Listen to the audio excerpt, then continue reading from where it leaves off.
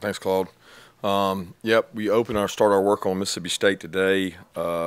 Took a day of the bye week to work towards these guys. Very different, really different two ways. Different defensively. Their defense coordinator does an incredible job. Different kind of scheme than we faced before. And then offensively, obviously, they're very different. And people would probably think they're similar to Tennessee, but they're really not similar to Tennessee. So it'd be kind of the third week of facing a different kind of offense in terms of what they do offensively, and very few of our calls and schemes carry over from one week to the next when you play this offense. So it's a new challenge for our guys, and I know our guys will be excited about getting ready for it. It's an extremely tough place to play, a place I've been many times. Their environment is electric. It'll be at night.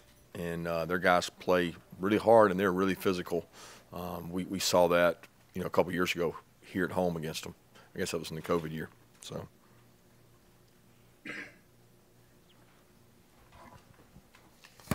Kirby, you mentioned that game a few years ago here in Athens. What is different about this Mississippi State offense from that game to this one that you've seen on film? Well, a lot more experienced quarterback. That was the kickoff for him. And he played really well in that game, and kind of got a lot of confidence, playing against us. And he's I don't know how many games he's played since then, but a lot. He's broken a lot of records. He's very intelligent. He doesn't make mistakes. He uses Coach Leach's offense to his strength, and they understand, very similar to last week, triple options. They know who they are. They have answers for what they do. They're usually one step ahead of their answers than you are, because you don't play against it but once a year, and they do it all the time. So they have exposure to everything every defense has tried on them, and their quarterback's very experienced, and that's the biggest difference. Defensively, they may not be the same players they were, because a lot of those guys are gone. They are extremely physical, disruptive. Defensive coordinator does a great job. Zach Arndt does a great job with it. Kirby, you talked before, you only get better at things by doing them. You guys have done this number one thing a lot. I know you don't obviously pay attention to it, but you also know the players see it. Is that kind of another muscle, like that composure muscle you talked about earlier this week, that your team has learned to be able to flex over the years of being in this position? Block that out. We just don't talk about it much. I mean, they understand it's wasted energy when you talk about it, and you guys want to write about it and do all that. You just focus on Mississippi State and, like, what do we have to do to play well against them? What do we have to do to play well on the road in the SEC? Those are the focus. That's nothing but a number and a distraction, and it's irrelevant. It just doesn't really matter. So I don't, they see it, but they don't get it discussed around here, because I think the more you talk about it, the more attention you bring to it. Kirby, talking about Mississippi State's offense, they're averaging like right under 49 attempts per game. What is the mindset got to be, especially of the players in your secondary, knowing that they're going to come out and throw it as much as they do? Well, you'd be mistaken if you think they're just throwing it, because they've got some really good backs, and they're really physical up front, and they space you out. There's more gaps in the run game. They've really gashed some people running the ball this year, and I think that's the biggest difference, is they are committed to running the ball and being physical up front. And people have the wrong demeanor when they go to play this team, that, oh, man, I'm going to go out here and pass rush and get all these sacks. They're not going to let you do that. Number one, they pass pro really well. Number two, they run scheme really well, and they got good backs. So it's not going to be a deal where it's just all about the secondary. The secondary's got to play well every week. Coach, if you had an update on Robert Beal. Yeah, Robert had a stinger and feels good. Hopefully we'll see. I mean, I hadn't seen him today, but feel good about him being able to play. I guess other injuries, AD, Truss, and Mims. Any updates on those guys? Yeah, the update is we're hopeful to get each one of them back this week. Kirby, you got a lot of second-year guys on defense who are obviously starters, contributing a lot. How much happens from your true freshman year to your second year that is in development, and how much of it is still relying on pure talent and instinct? Well, we recruit based on talent and instinct and, character and things like that, but you develop everybody that comes here. So when they come, they become part of the development. We teach our scheme. We teach our scheme in the spring. We teach it in the summer. We teach it again in fall camp, and then we teach it throughout the season. And the more you teach and the more you expand someone's brain, the more information they can handle. And we try to push the limits of the expansion so that they can hold more and they can do more. And doesn't matter where they come from, when they get here, what age they are, what their rating was. We just take the guys that choose to be a part of it, and we try to develop them.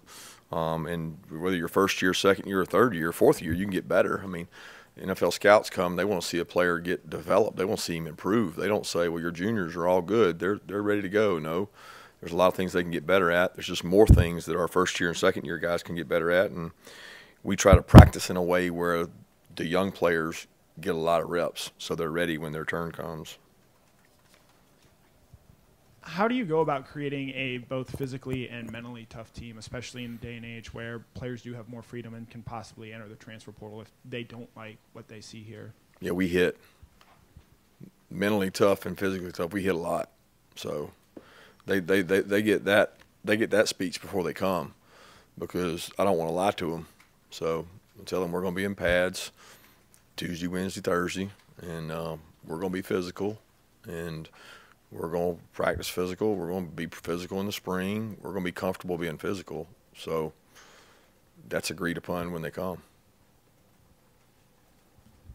Coach, how much did Jalen Carter actually end up playing in the game, total snaps wise? I don't know. And his impact on the game, just what did it bring to the game? And lastly, was that I'm sure you've looked at it several times since then. I have too. It looked like that was a safety. I don't know what they saw there, and how bothered were you about that particular call? Does it matter? I'm worried about Mississippi State, to be honest. Jalen question, it's I don't know how many snaps he played. I didn't check it. We count them. We do production. We have how many points he made. He certainly was productive in terms of tackles, calls, fumbles. He was the first time this year I won't even say he's at 100% health. I would say first time this year he was above 90, 95, because on the very first play of the game against Oregon, he took a tough ankle injury and has not really been 100% since. And he's committed to getting back, and he's worked really hard. So I don't know how many snaps he played. He didn't play perfect, and he needs to get in better shape to be able to play more snaps. But he has taken ownership in working on that. That was the big thing for him coming into the season, is how good a shape can you be in to play a larger volume of snaps? Well, we've had this great fortune of getting a lot of dudes ready around him because he hasn't been there.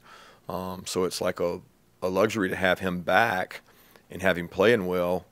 He still has a few things he's got to work on in terms of playing the right way within the plan, but he played really well the other day, and we need him to continue that. Yeah, Kirby, what are some things your defense can take moving forward from a Tennessee game in terms of those things we were talking about the other day, buying into the plan and limiting explosive plays, that kind of stuff? Well, they can maybe get some confidence from it, but it doesn't carry over. Like there's nobody will play these next 3 games of the regular season that's really like that. It's just when you watch the tape, it's different. It's just very different.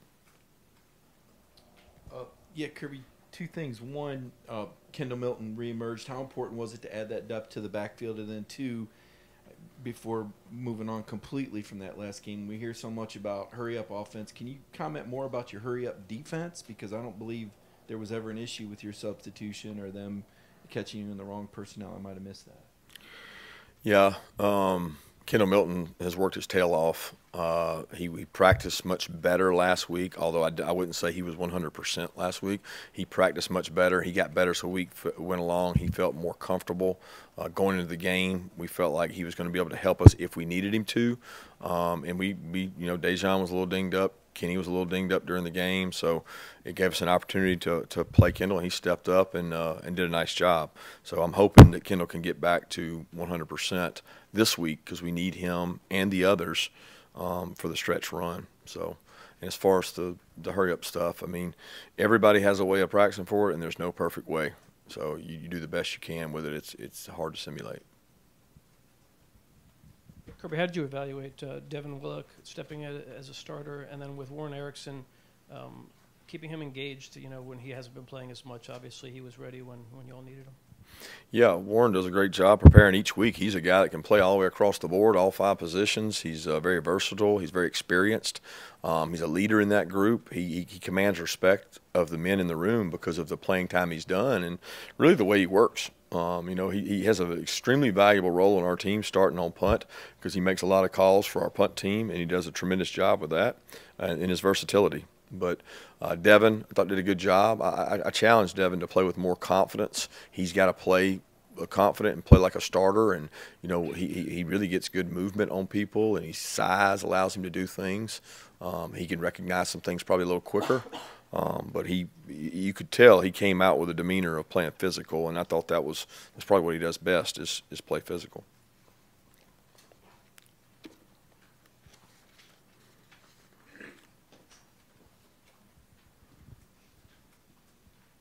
Coach, you talk about the noise at Mississippi State. Of course, the shoe would kind of be on the other foot this week, because you got to be loud when your offense is on the field. But having gone through the team experience, last Saturday, how much can that help as a whole?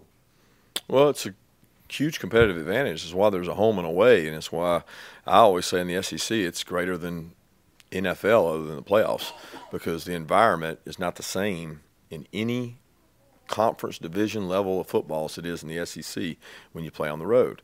And I've been in this conference for 20-something years, and I've seen it. I know what it does in terms of the effect it has on pass rush, the effect it has on momentum, and it's something you really can't measure. So you have to prepare the right way, and it's a firm reason why I believe in practicing with crowd noise throughout the year, because both sides of the ball need it. Yeah, I was also going to ask you, Kirby, about the environment there from your time at Alabama being there. What makes it unique? Loud. I mean, they're passionate. I can't say that it's unique because every SEC school I feel is that way. I mean, you guys were there at Missouri. It was loud. It was passionate there. I do think there's a feeling in Starkville, because it's a rural community, that everybody comes from afar and everybody's sold out and in love with their football team. That's what they have to hang their hat on, their pride in, which is usually indicative of all SEC schools, but especially there. I know, being in Tuscaloosa for those years, it was right down the road. There's a lot of pride, and they're really physical. Kirby, whether it was Robert Beal or just the defense overall, how do you feel like the guys stepped up with Nolan Smith being out, and how do you feel about that moving forward? Yeah, a lot of guys seized an opportunity. Probably inspired and motivated some guys, and others, were inspired with an opportunity to play against a good team, play at home. But I feel good about our guys stepping up. We certainly need Robert to be healthy, because otherwise we're going to be really thin at that position. But the other guys are growing and getting better. Coach, I think earlier in the season you said that Dejon Edwards was the one back that was consistently breaking tackles, but it seems like the past couple weeks Kenny McIntosh has been able to win one-on-one matchups in open space. How have you seen him develop as a runner? Do you think his confidence has gotten a boost as a result of that? Yeah, I think Kenny always does a great job as a runner. He had some elusive runs last week. He breaks tackles downfield. He had a lot of those against Florida. I mean, he's run the ball really well this year, and sometimes it's not there, and he makes the most of it, and sometimes it is there, and he makes more of it. And I'm pleased with all those guys' performances. Kirby, you mentioned Mississippi State's defense. Just what sort of stands out about how they attack on defense and what they do well? Well, they're aggressive, relentless. They're experienced. They got like 7 or 8 starters back, disruptive with the way they move and do things. Look, it's known across the league among the coaches that defense is it's probably more unique. There's a lot of similar defenses, I guess, across our league. Maybe the coaching trees have come from a lot of the same places. This is different, and it stands out. And you better have a good plan, because they can take what you do away from you quick.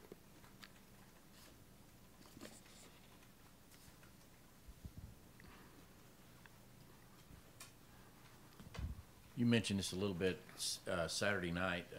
I thought you said something like maybe took the air out of it a little bit more than you would have liked to in retrospect, the way that game ended this past Saturday. Was that more, well, let me not put words, let me ask you straight out. Did you feel like you guys finished the game the way you wanted it? Did we take the air out of it? Yes. But did I question doing that? No. Not based on the circumstances. I certainly didn't intentionally question that because I think that was the play in that moment because the conditions changed. And you got to be smart when you're coaching. It could be wind.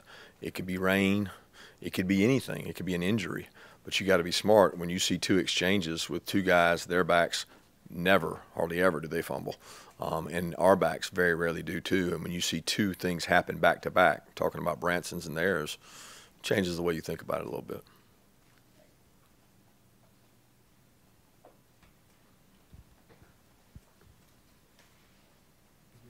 Kirby, I guess I'd just ask you about Mike Leach. I mean, he's considered one of the offensive mind legends, etc. What is it about Coach Leach? And you've gotten to kind of know him probably better than most behind the scenes. He seems a bit eccentric. Is he like that behind the curtain as well? And just kind of your thoughts on his offenses and who and what he is. Yeah, I enjoy being around him. I don't know him that well, probably as well as I know some others because he was out west for a large time. I've been coaching here, but he was at Valdosta State when I was in high school, and his staff recruited me to go to Valdosta State from right down the road. So I knew he was there at that time and known a lot about him and followed his career because of Coach Hatcher and because of the air raid kind of family. But got a lot of respect for what he does. He's evolved too. He's not stayed exactly the same. You know, their backs and their commitment to the run has been, you know, different than the so-called just air raid. And he's brought that physicality really to the SEC in terms of what he does. Kirby, you mentioned about the weather in the second half regarding the fumble, I guess. But is there anything else when you guys are watching film, when you look at the number of fumbles you have, that you want to emphasize with the players in terms of coaching points? Ball security. It's really important. You guys last week, it was such an emotional game, #1 team, and everything that went into it. How do you battle against the letdown and keep the same standard, you know, that you guys are used to?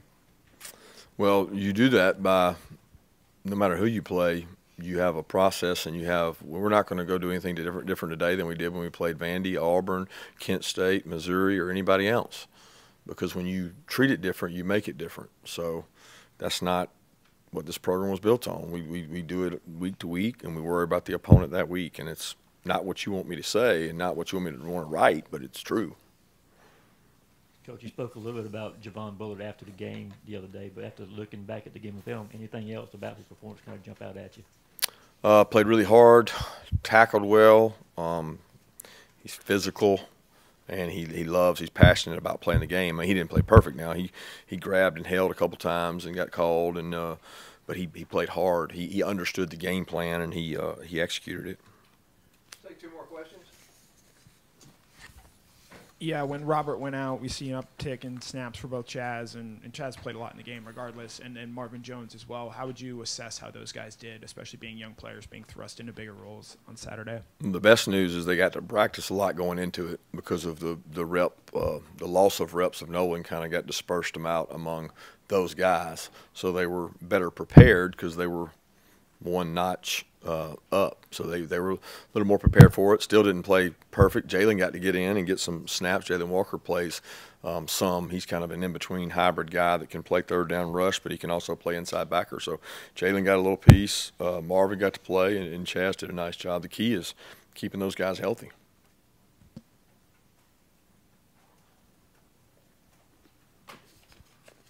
Coach, I believe you said maybe after the game, whenever, that maybe some of your guys were kind of battling through the flu last week. How is everybody kind of from that standpoint right now? Yeah, we've got the Warren Brents. A couple guys have been battling the flu, went into the game that way, and a couple of them tried to push through. I had a couple walk-on guys that were out, but you know, we had 2 or 3 going into the game that we were worried about. They seemed to come out all right. I haven't seen them today, but I'm sure they'll be fine.